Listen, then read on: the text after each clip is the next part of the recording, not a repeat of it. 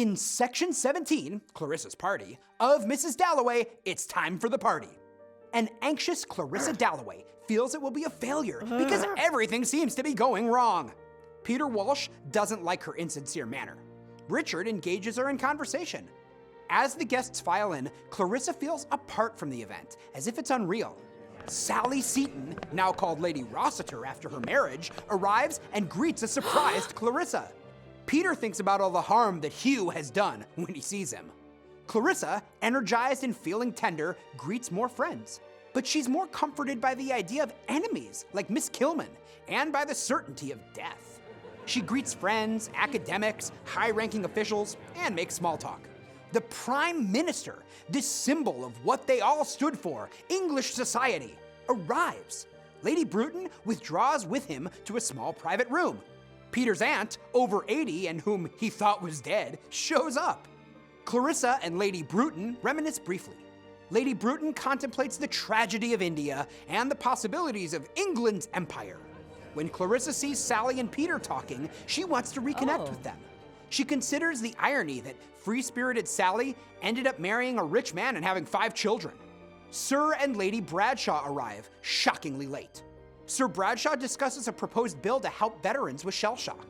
Lady Bradshaw takes Clarissa aside to tell her about Septimus's death. Clarissa is first dismayed by the news and the timing of Lady Bradshaw's announcement. She goes into a room by herself to think.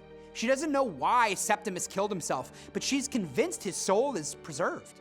After all, everyone at her party will grow old and die. She feels a strange kinship to Septimus and a renewed joy in life despite her fear. Peter and Sally catch each other up on their lives. Peter reflects on the changes he sees in Sally. They discuss their feelings for Clarissa, which have evolved over the years to friendship and respect. Richard is proud of his daughter, who's transforming into a poised, secure adult. As the night comes to an end, Peter is filled with an inexplicable excitement as he sees Clarissa. "It is Clarissa," he said, "for there she was."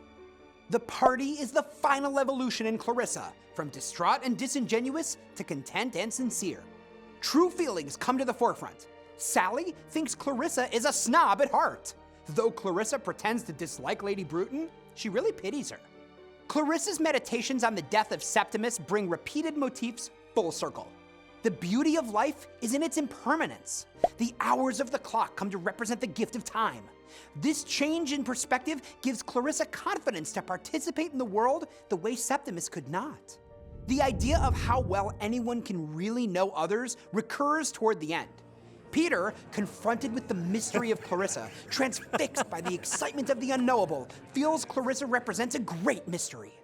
Facts and truths may have abandoned people after the war, but they can still experience curiosity, anticipation, and surprise. Everyone at the party may begin to feel a new hope with these possibilities.